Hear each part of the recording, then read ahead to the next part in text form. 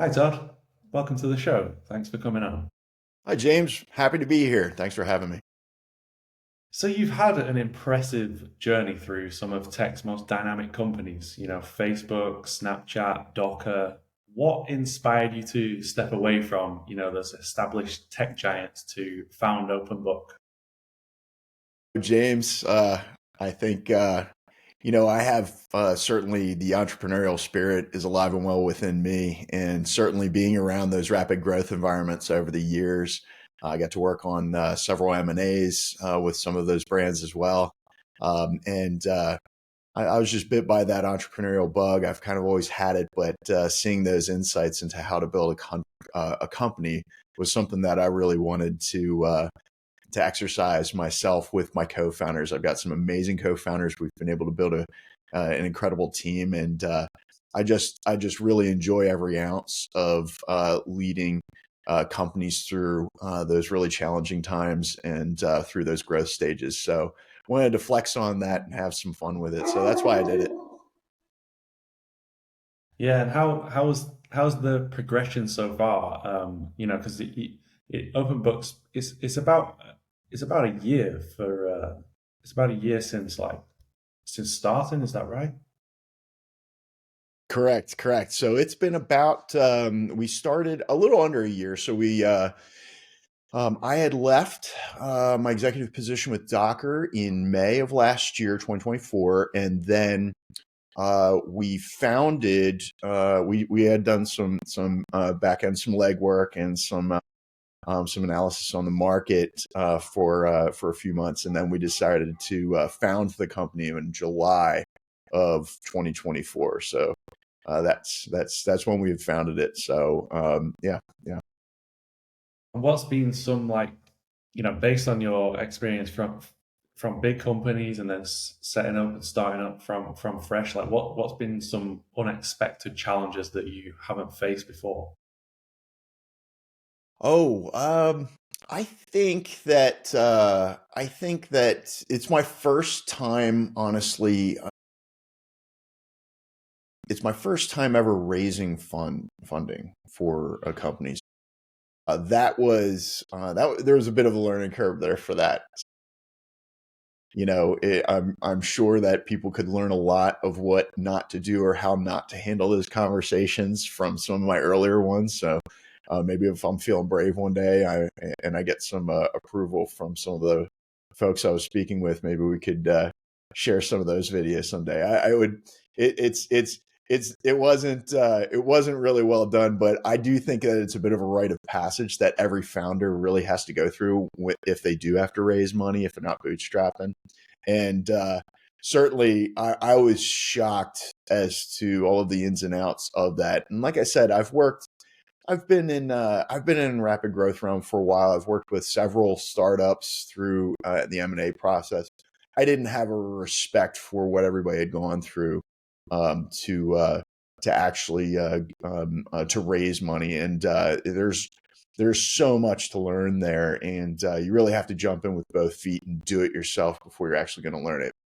It does really prepare you well for selling the product, which Mm. I'm very grateful for. And certainly it's um, the trials of going through all of those investor conversations is definitely something that I was not ready for when I first started doing it. And but jumped in with both feet. I've got again amazing co-founders and also some fantastic mentors and advisors as well that really helped me get up to speed and learn how to do it. Mm.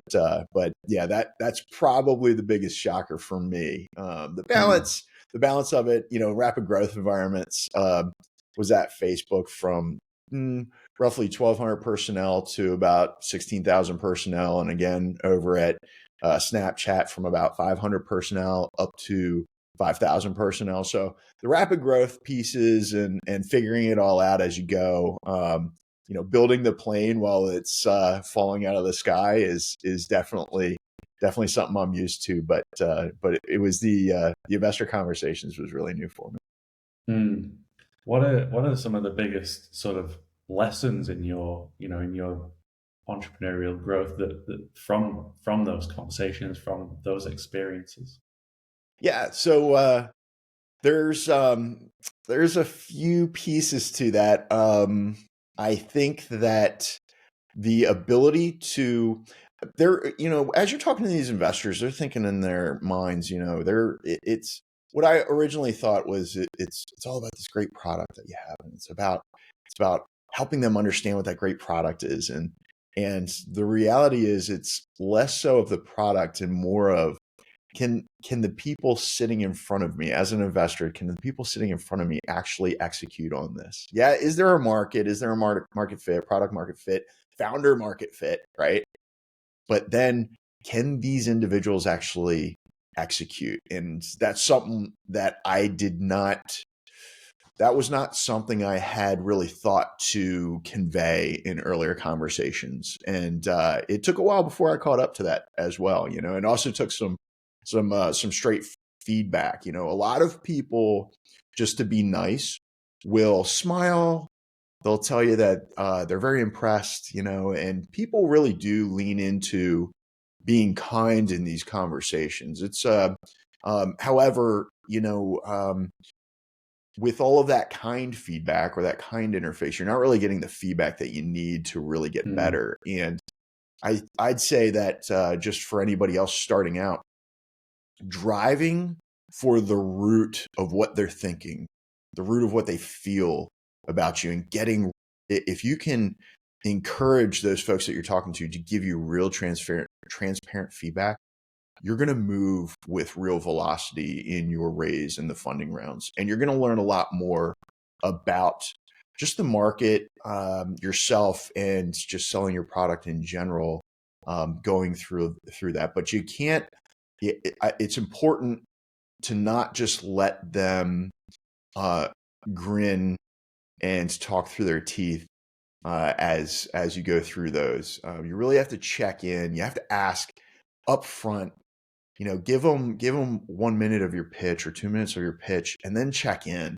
Ask them if they get it, or ask them if this is even interesting to them and what their concerns are and things of that nature. Like really, really press on all the soft areas that you don't fully understand about how they're viewing you, mm, and learn from that. Get them to share that with you. If you can get them to share that, you'll also start to get some insights into how to seize opportunities in future conversations, or understand some of the signals you may get from others in future conversations. They're really going to help you navigate and land that money in the future. The other thing is to building heat, the ability to craft a uh, uh, the ability to craft a schedule for your raise. It's not about over the next couple of months I'm going to meet with this person through a warm introduction. I'm going to talk to them, and I'm going to meet this person through a warm introduction. I'm going to talk to them.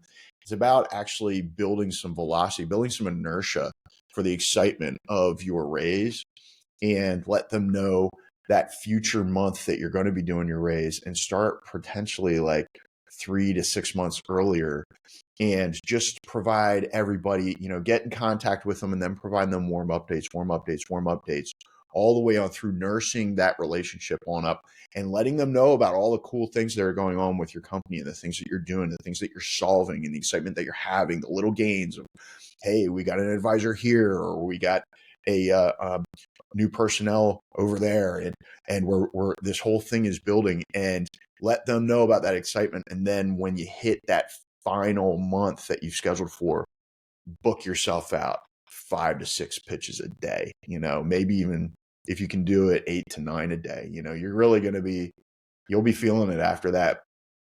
Building that excitement, getting that velocity going, and getting that interest, and the understanding that you're a strong communicator up front. That's really how you manufacture a strong raise. And it's something that I was totally ignorant to. I had no idea, but I'd learned that over time.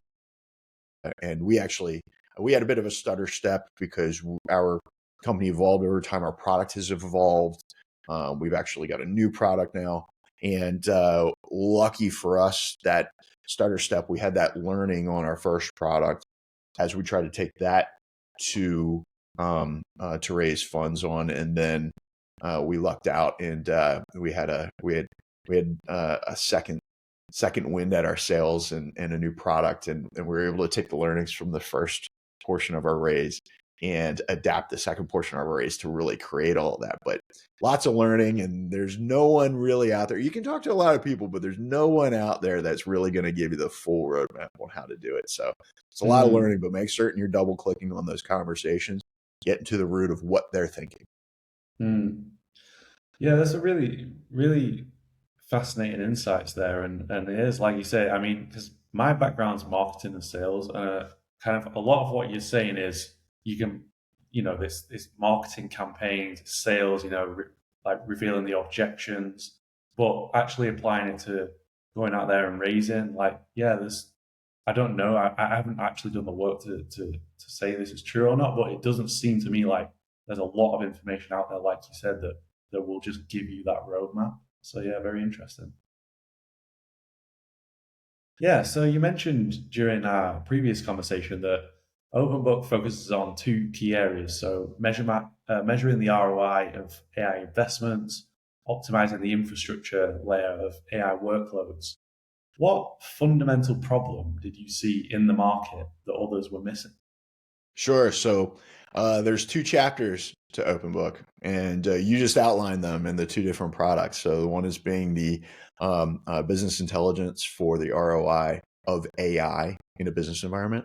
And the second is high performance computing, right? It's solving the software infrastructure layer for high performance computing, which includes AI, bringing velocity to processing AI, reducing the amount of hardware needed to process AI, but also video streaming, also AR, VR in video gaming, also hyperscale computing, things of that nature, cloud infrastructure. So that that is the next iteration. That's chapter 2 of OpenBook, and that's Tahoe, our new product, which is the high performance computing software infrastructure product.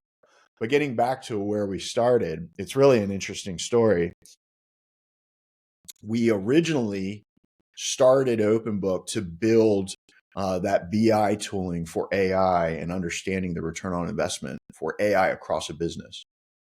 The problem that we saw was that in 2022 and 2023 and 2024, a lot of businesses have investors, boards of directors, and even top level executives that all wanted to know, what is your AI strategy? What is our AI strategy? And this for many, this question hits them like a bucket of cold water. And they were flat footed. They know AI is just happening all around them. It's the hottest thing in the market in the tech space today. And how are you going to leverage this new tech to better your business and to grow your business? And so when everybody would hear that question of, well, what's your AI strategy? A lot of folks were doing a bit of a dog and pony show, many businesses, and they would say, oh, well, we're going to bring AI tooling into our environment. Okay, that sounds like a great first step. So they run out and they start buying AI.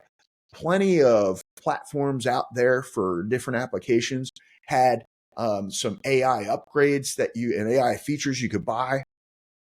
And basically, all of these companies would say, our AI strategy, well, getting it started, we're going to bring the AI in to the environment. So they bring in the AI into the environment. They satisfy those questions for a second as they're bringing that in. Now they're paying for a whole bunch of AI in their environment. And those same folks that a year earlier were saying, what's your AI strategy? Coming back to those individuals, those leaders, and saying, how's that AI strategy working out? And many of them were just shrugging their shoulders. Many of the folks that I talked to, peers in tech that I spoke with that were in IT, CIOs, CTOs, chief product officers, even CFOs, were all, I would ask them, say, hey, how are you guys solving this question? How are you guys answering this question, and how your AI strategy is working out? And the reality is, all of them would say, we really don't know how well it is working out for us. We know that some people are using it. We have it in the environment. We don't really know what they're doing with it. So we really don't know what's going on. That was the problem that we saw in the environment. So we originally formed our business to build a BI tool that would capture the activities across your entire business environment and let you know exactly, or report upon what kind of returns on on those AI investments you're getting, to let you know how people are leveraging the products, how, what type of work are they doing with them, who's producing more than the balance of other folks, and does that give you an opportunity to then cross-train other folks to actually utilize this technology better, understanding where the hotspots of that AI use is. So we built that. And while taking it to market, we decided that we did not want to just build another SaaS product that slurps up all of the data and IP on the AI use across your company. So we stated, well, we're going to land this product in an old school manner. We're going to license it and land it in our customers' environments. It will capture all the data on their AI usage, but it will build all of the tables and do all of that computation within their own data environment. Sounds great. However, that has the potential to drastically drive up the costs of their existing data infrastructure environments. So we didn't want to do that either. We didn't want to just, all of a sudden blow their costing models out of the water with data computation in their environment. So we turned to our developers and said, hey, team, this is what it is that we want to do. However, the challenge that we have is we want to do it in a really lightweight manner. So the team set out to do that. In October of last year, they came back to us with an infrastructure solution. We looked at the infrastructure solution, and Michael, our CTO and co-founder, came to myself and Justin, our other co-founder, and stated, the team has discovered something that is far stronger than the actual product, that has more capability than the product that we originally set out to build. So we continued building the BI tool. We have some early adopters that are very interested in it. However, we decided to take a bigger look at this new technology, this new software infrastructure, and see what else we could apply it to. And our CTO was a data and infrastructure engineering leader with Meta, Snapchat, Google, Disney.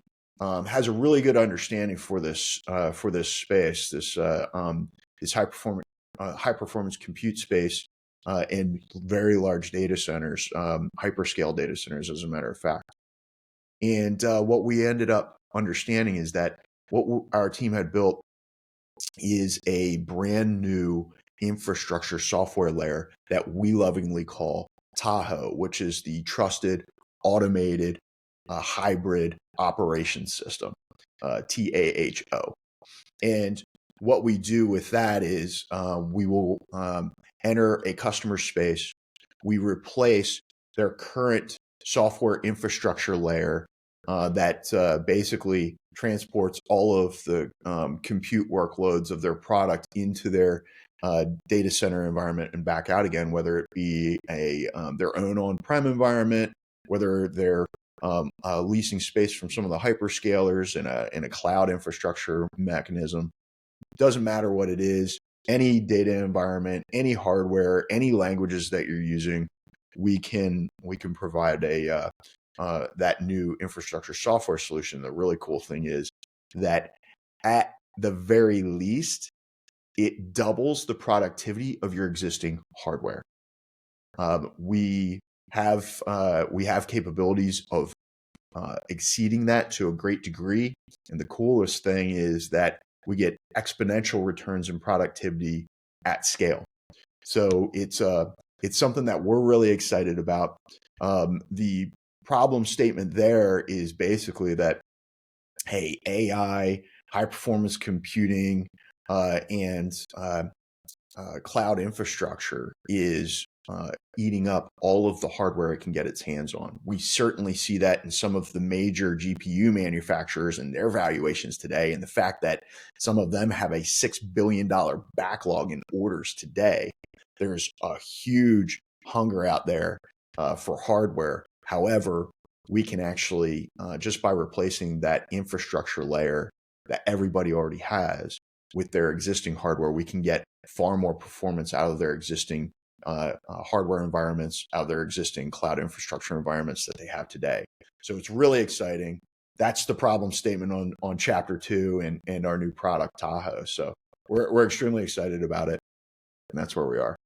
Yeah, I can imagine that is very exciting, and what an exciting discovery to go through that process, and then it almost come back and Adding to that, James, it's funny because as we've made this discovery, as we've gone back to market to raise a few more dollars to support that portion of the business, it's fun because every founder that I talk to, every investor that I talk to, all of them highlight how natural of a progression this is. They're saying, yeah, you went out to go build something, and sure enough, you found something else, and you found a new market that you didn't know you were actually going to originally attack. And that apparently happens more often than not. I was ignorant to this, but it looks like that TV show Silicon Valley was not lying to us, because oftentimes in the TV show, the premise was they would build something that they thought was awesome. Everybody would say, yeah, that's okay, but this other thing that you did over here to support it, really, that's the product. And it's so funny because it's exactly that lining up for our story as well. So it's funny to me how that all came to fruition and how that just happens. So I guess it's apropos to some degree, but it's certainly is. It seems to be part of the ride for many founders. And it was another piece of this all that I was a bit ignorant to. Yeah, interesting. What lessons have you taken from from the high growth companies that you work for, so Facebook, Snapchat, Docker? What lessons have you learned previously that you've brought into moving this business forward? Yeah. So not indexing to any one of them, but just kind of the sum of my experiences. One of the most important things that I've learned in fast-paced tech is you really have to, it is in any business, is critical that you hire well. But beyond that, empowering those that you hire, the reality is that it's important to allow for the accountabilities to sit with the people doing the work. It's I feel as though it's critical for moving fast, and I think it also gets you to better solutions way faster. And that is, you hire great people, but then you empower them to make the business decisions on behalf of your business. Don't overly bound them to driving questions or requests up the chain for decisions by people who are, multiple levels removed from those decisions. Because when you get into an environment like that, where everybody has to stop, go ask and politic for the response that they want, get that thumbs up permission, and go all the way back down the chain again in order for somebody to execute, it's just time consuming. And the reality is, a lot of times, number one, people won't make the decisions. You'll just sit in indecision because they feel as though it's futile to run it up the chain. And number two, only so much can hit your plate. As you go up that architecture of the company, only so many questions can reach that surface area of decision making at the very small top of the company. And when you drive decisions down, you're increasing your surface area and to make those decisions. And that surface area is actually on the people who have the expertise. So it's really important to drive decisions to those executing the work, rather than trying to, in an old school corporate manner, drive all of those business decisions up the chain. Because, as it goes up the chain, those decisions fall out. There's a lack of surface area. And some people, as you go up the chain, will just defer and decide not even to run it up the chain. They'll just decide to let it die, that decision die on the vine. And it's really debilitating to an organization to not let people move. So in those hyperscale, hyper growth environments, I've found that, the best thing that you can do is drive decisions to the people that are best suited to make the decisions, which are the people actually doing the work. Now, to that end, you're basically assuming that there's going to be some decisions that are made that you don't like or that you don't agree with, but your time is way better spent solving for the things that broke due to that policy than all the decisions that don't get made or the efforts that don't get put in when you're driving all those decisions up the chain. So that's the biggest thing that I think I've pulled from those experiences, and I think that it's something I'm really trying hard to model at Opnbook. Yeah, and it must, yeah, when you first get going, trying to do that, it must feel counterintuitive because you're almost letting go of control. Totally, Yeah. totally. You absolutely are. But I have, I don't know. There's an observation that I've had over time. It's there's the book, the 80-20 rule. And this does not align fully to the teachings of the book, but applying just my own version of the 80-20 rule. And a lot of people will 80-20 a decision. You take all the information that you have and you look for that cut line where 80%, 80% of the data is telling you go one way and only 20% is telling you go the other way. And you just 80-20 it and you make that decision on the favorable 80% sometimes. And what I find is that 80% of the decisions that are made by people, this is my own assessment too, your mileage may vary, but 80% of the decisions that are made by everybody in the company, 80% of the time, it's exactly the same decision I would have made anyway, right? So I really only have to worry about 20%. Now, the reality though is that of that 20%, 80% of that 20%, so 16 out of 20 of those decisions, they're not the decision I would have made, but they work out anyways, right? So then there's really only, 4% that I really have to worry about. And of that 4%, 80% of the time of that 4%, or like, let's call it 75% of that 4% to make it easier, because there's 4 decisions out of that 16 that maybe didn't work out. 75% of the time, people can solve it themselves. 80% of the time, they can solve it themselves. So the reality is 1% of the time, that 20% of the 4%, but which is that, 25% of the 4%. But, if we're talking about 100 decisions, 80 of them are the same decision I would have made. Of those remaining 20, 16 of them were a different decision, but they worked out anyways. Of those remaining 4 decisions, 3 of them people could solve themselves. So the reality is, of those 100 decisions, I really only have to help out one of them, help them fix one of them. I'd much rather empower the organization to execute those 99 decisions or 99% of everything that's going on, and let me jump in to handle or help out on that 1%. The reality is, it's even smaller than that, right? It's even smaller than that I actually have to engage, roll up my sleeves, and solve that thing that broke. But I'd much rather leverage my time just to do that rather than needle in on all decisions for the company, right? So and again, your mileage may vary, but that's the way I've seen things work out in exercising this since 2011 when I first started with Facebook. So that's what I've found. Yeah.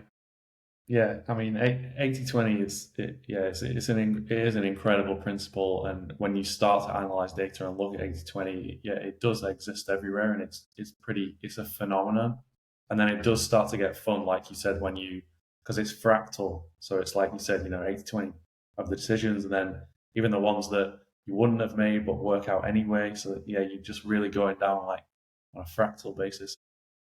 It's pretty crazy. It is, but it's funny to me that it just, look, and I'm not saying that, I know that I'm applying a hypothetical here, I know that there's no underlying science to this, but my experiences have told me that this is usually the way it works out, right? And quite frankly, it's held very true for me just through experience. So so I really lean into that, and that's why I feel very comfortable driving decisions down and just being ready for that one thing that broke. and let's put our efforts into fixing that. But it also embraces, when you embrace driving decisions to throughout the company, you drive those decisions to the ones closest to the problem. You're also opening the door to, hey, let's not fear failure here. Let's embrace failure, right? Let's charge hard. Let's fail fast and learn faster, right? Mm. And giving people the freedom and the room, the slack to experiment on their own a bit, and giving them the ability to exercise failure and their own recovery on their own, using their own free agency to do so in the best interest of the company. Man, that's where you win. That's where everybody really, really wins. And that's where you're really leveraging the full power of all the talent you've assembled at your company. So that's, big learnings from what my experience going through 2 IPOs. That's in those hypergrowth environments, those are huge learnings for me. And I really do stand by doing that into the future. It's something I learned originally while I was at Facebook, and it was certainly a big philosophy over there that they had espoused, at least during the time I was there, from like 2011 to 2016. I find that just a huge value, and it's a pillar upon which we're building Opnbook as well. Mm.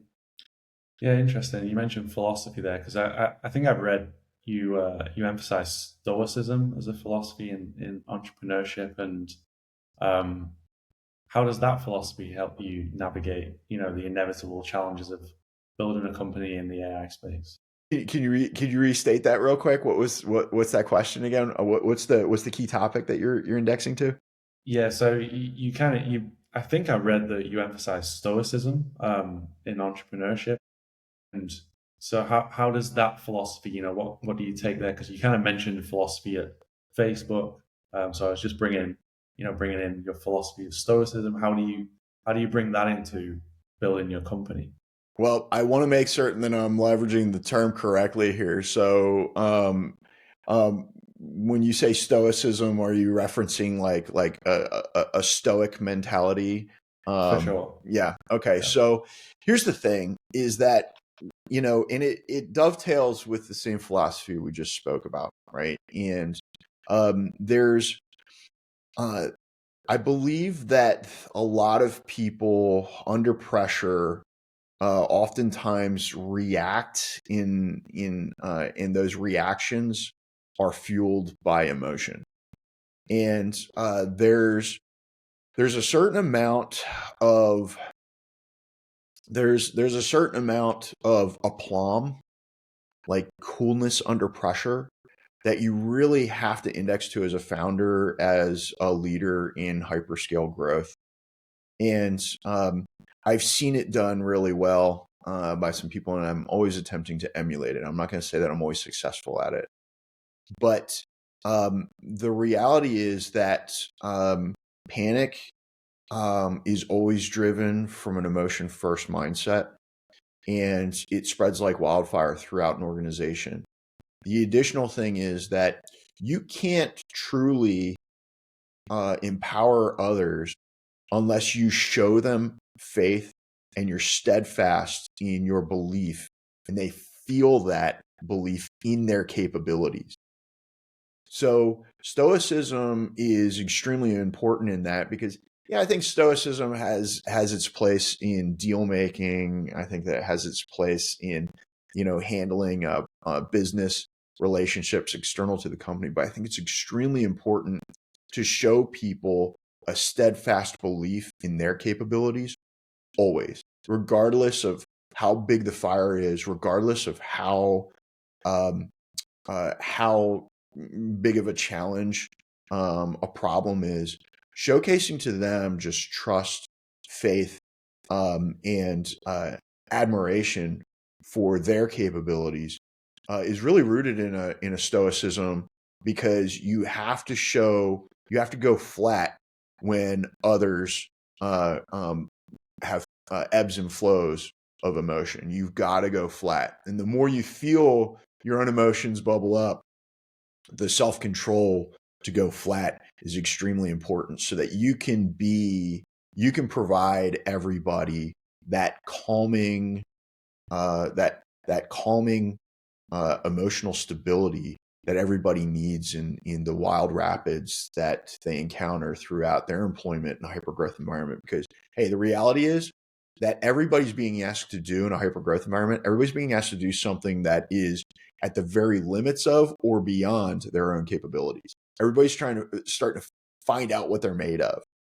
Your belief in that extends beyond their own capabilities and your ability to go flat in moments that in intense moments where they may have some erratic emotion fuels belief in them, in themselves, that they can get the job done. And I think that for me, that stoicism is critical, and mastering that is a big deal. As a matter of fact, it's not just the stoicism when in a serious moment, but I think that to a degree, controlled celebration is important too. Don't let your highs get too high and your lows won't get too low, because there's going to be a low, an emotional low to match every high.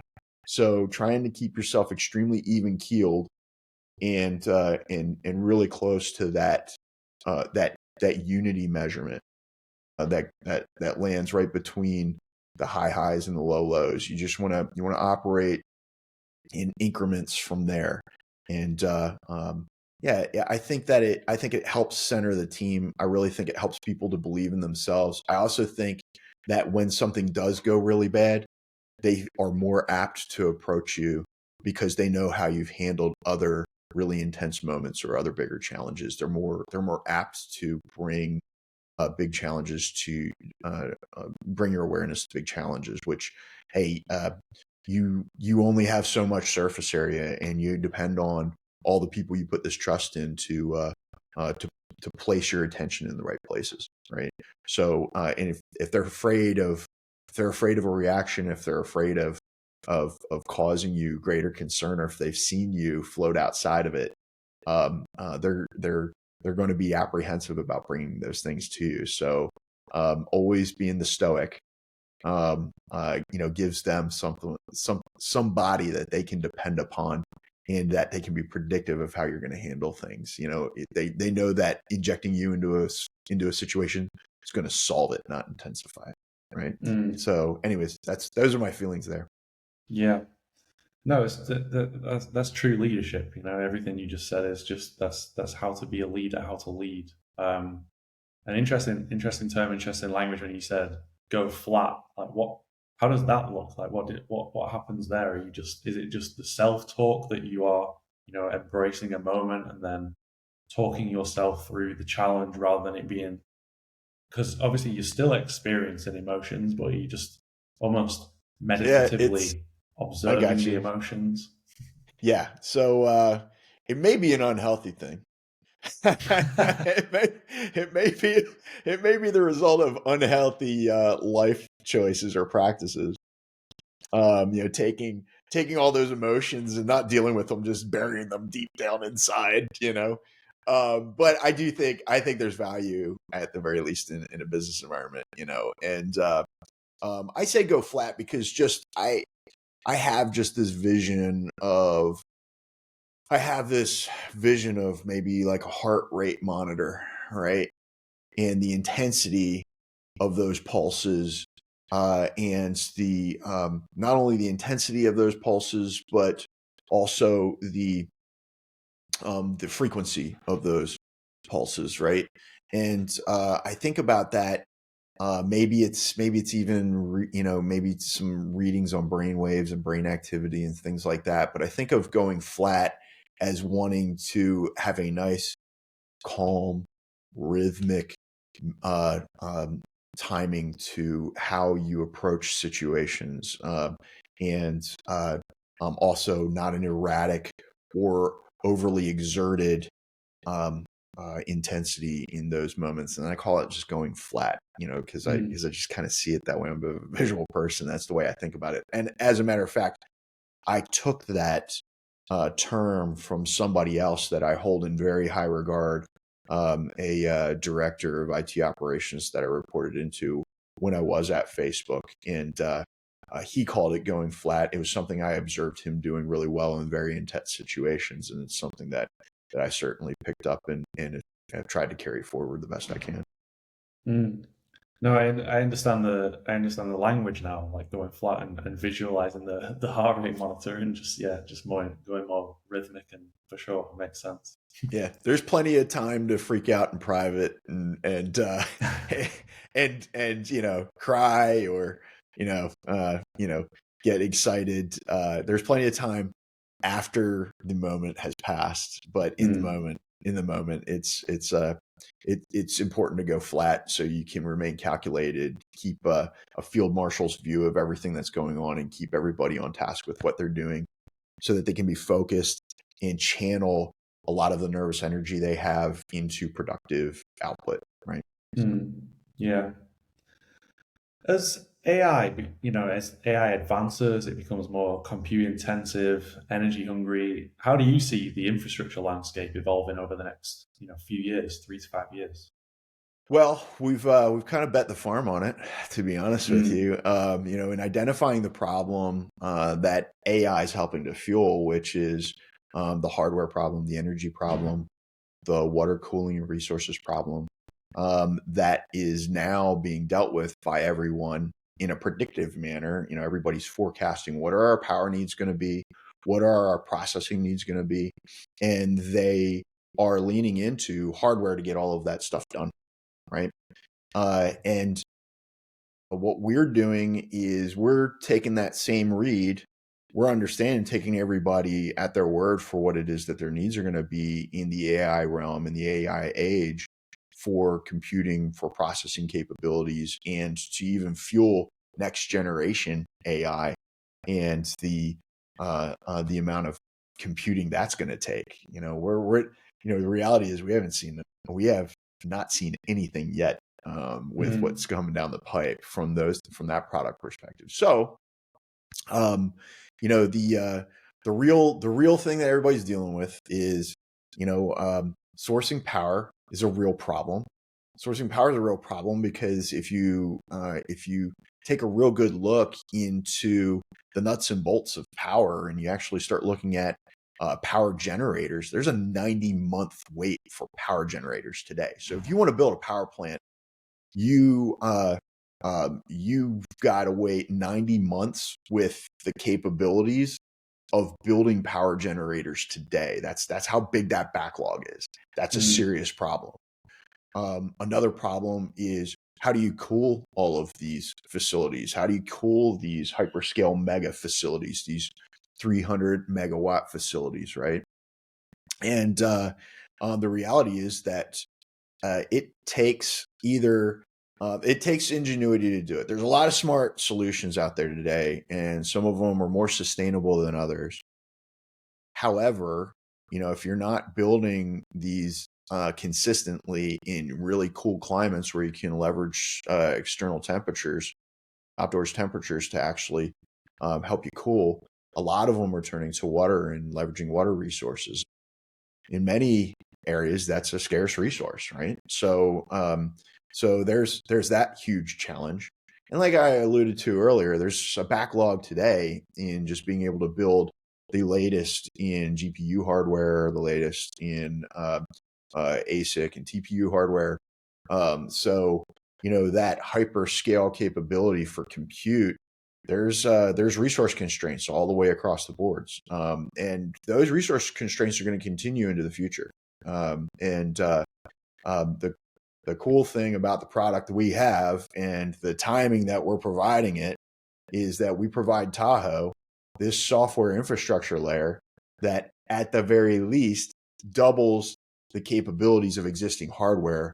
And I promise that we will be able to do far more than that. We already have early tests showing that at scale, we get not incremental, but exponential capabilities in providing far more computing capabilities with these existing hardware and existing data centers. So we're really excited about it. Like I said, we bet the farm on it because we built a company around it. But that's the big problem today. It's not the abilities to build better AI from a software perspective. They're already here. There's better AI sitting on the shelf. They can't Mm, provide these major LLM and AI vendors. They can't provide us with that AI yet because they don't have anything to run it on. They don't have an infrastructure to run it on. So, the big challenge is a physical challenge, and it's the resources for that physical challenge to support mm. this software that's coming down the pipe. Yeah. Yeah, it makes a lot of sense, and that's yeah, the hardware aspect yeah, it's probably under talked about.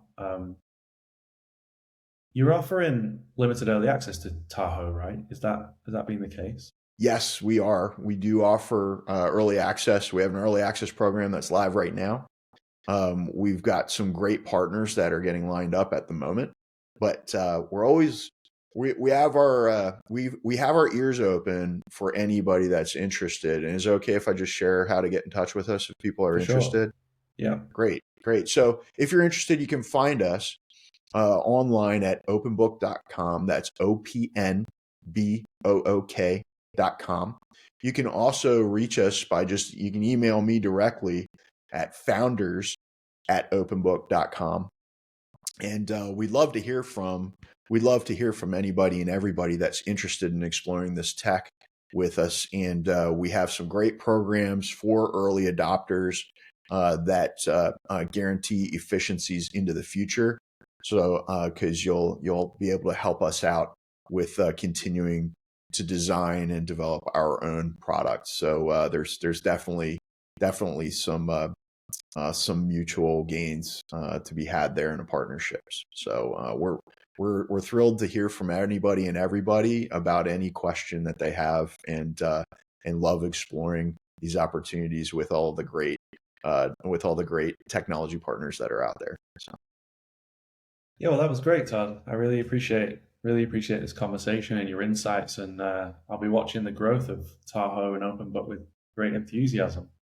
Fantastic. And James, thank you so much for having me today. I love talking about these things, love the podcast. And again, really appreciate you taking the time to have the conversation today.